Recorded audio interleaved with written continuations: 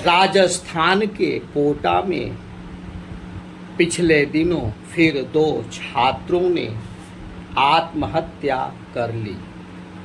वहाँ इस साल अब तक 23 छात्रों ने अपने जीवन से हताश निराश होकर खुदकुशी कर ली है।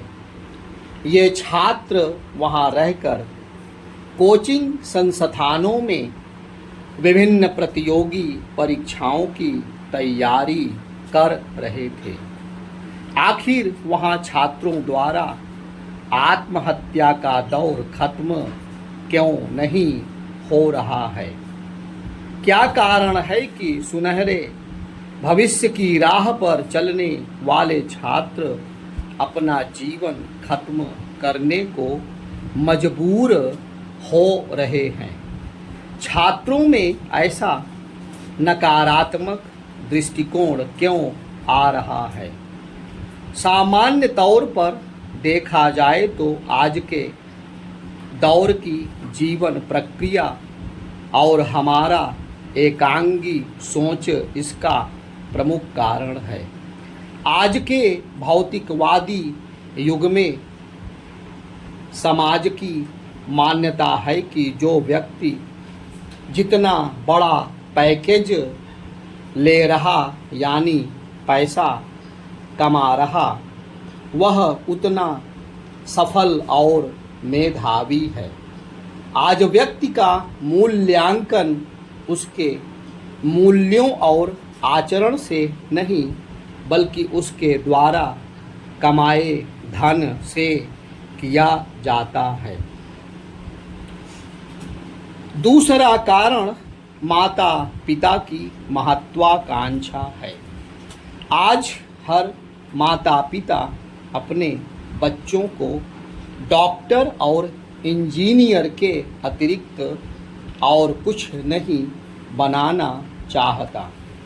आईआईटी और एम्स से नीचे किसी इंस्टीट्यूट में वे अपने बच्चों का एडमिशन नहीं कराना चाहते।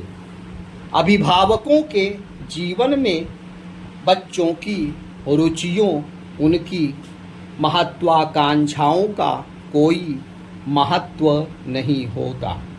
माता पिता अपने दृष्टिकोण के अनुसार उनके लिए दिशा निर्धारित करते हैं।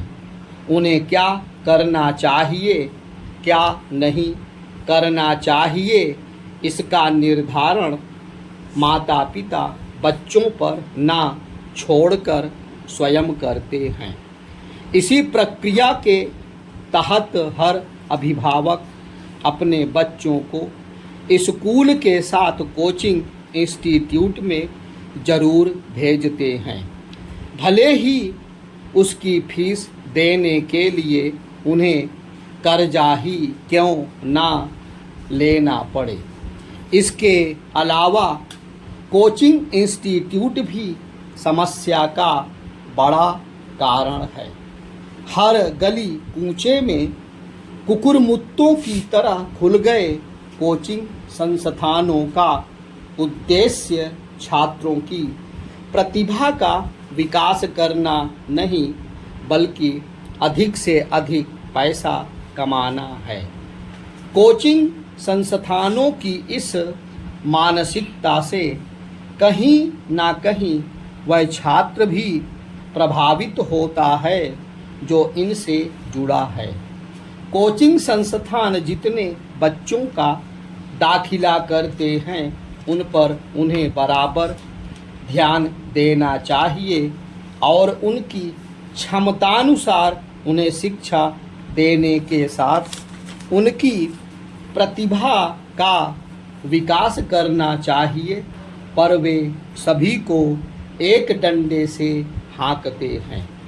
पाठ्यक्रम पूरा करने की होड़ में कोचिंग इंस्टीट्यूट यह भूल जाते हैं कि कुछ बच्चे सबके साथ नहीं दौड़ सकते। ऐसे ही छात्रों के मन में हीनता बोध जागृत होता है जो उन पर इस कदर हावी हो जाता है कि उन्हें लगने लगता है कि वे अब कुछ नहीं कर सकते। उन्हें ग्लानि होती है कि उन्होंने अपने माता पिता का पैसा बर्बाद कर दिया। जब यह ग्लानि अपने चरम पर पहुंच जाती है तो वे आत्महत्या की ओर कदम बढ़ा लेते हैं। ग्लानि के इन क्षणों में उनकी काउंसलिंग करने वाला अपना कोई नहीं होता जो उन्हें यह समझाए कि सफलता नहीं मिली तो कोई बात नहीं, दोबारा प्रयास करो, या अगर तुम्हें लगता है कि तुम यह नहीं कर सकते हो तो ना करो, कुछ और भी किया जा सकता है। हताशा निराशा के समय यदि कोई अपना आत्मीय व्यक्ति सांत्वना देता है तो व्यक्ति का दुख कम हो जाता है। मनोविज्ञान के अनुसार जब कोई व्यक्ति दुखी या निराश हो तो उसकी माँ यदि प्यार से उसे गले लगाए तो उसका दुख कम हो जाता है। जो बच्चे अपने घरों से दूर रहकर कोचिंग संस्थानों में पढ़ रहे हैं उन्हें निराशा के समय बल देने वाला कोई वहाँ दिखाई नहीं देता, इसलिए वे निराशा की स्थिति से उबर नहीं पाते। यह स्थिति और भयावह ना हो इसलिए हमें कुछ ठोस कदम उठाने चाहिए। सबसे पहले माता पिता को अपना सोच बदलना चाहिए। कोचिंग संस्थानों को भी पढ़ाने का अपना तरीका बदलना चाहिए। जो पाठ स्कूलों में पढ़ाया जा रहा है वही पाठ कोचिंग इंस्टीट्यूट में भी पढ़ाया जाना चाहिए। क्लास का समय भी ऐसा होना चाहिए कि बच्चों को शारीरिक रूप से आराम मिले। अधिकांश कोचिंग इंस्टीट्यूट का समय 3 से 8 बजे तक का होता है। अधिकांश छात्र 3 बजे तक स्कूल से घर आते हैं। आते ही खाना खाकर बिना आराम किए ट्यूशन या कोचिंग के लिए भागते हैं। अब जो बच्चा सुबह 6 बजे से उठा है, स्कूल में पढ़कर आया है, थका है, वह कोचिंग में क्या समझ पाएगा, और जब वापस रात 9 बजे घर पहुँचेगा तो क्या पढ़ेगा। एक सीमा के बाद प्रत्येक व्यक्ति को शारीरिक रूप से आराम चाहिए होता है। अभिभावकों को समझना चाहिए कि प्रत्येक बच्चे की अपनी क्षमता होती है, उसकी अलग प्रतिभा होती है।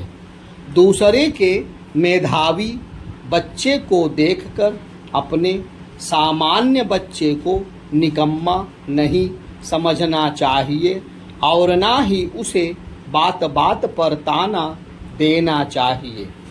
यह जरूरी नहीं कि जो बच्चा आज क्लास में 10 नंबर नहीं ला रहा वह कल कुछ नहीं कर पाएगा। अपने जीवन में बहुतेरे ऐसे लोग जो सफलता के शिखर पर पहुँचे हैं वे अपने बचपन में मेधावी नहीं थे। आज Albert Einstein, Charles Darwin, Thomas Alva Edison आदि विज्ञानियों का नाम बड़े गर्व से लिया जाता है, जबकि बचपन में वे एकदम साधारण बालक थे। पढ़ाई में भी अच्छे नहीं थे। कहने का अर्थ यह है कि स्कूली जीवन में असफल व्यक्ति भी अपने जीवन में उन्नति के चरम शिखर पर पहुंच सकता है। इसलिए अभिभावकों को दूसरे के सफल बच्चों को देखकर अपने बच्चों को कम नहीं समझना चाहिए, बल्कि उन्हें प्रोत्साहित करते हुए उनमें आत्मविश्वास जागृत करना चाहिए।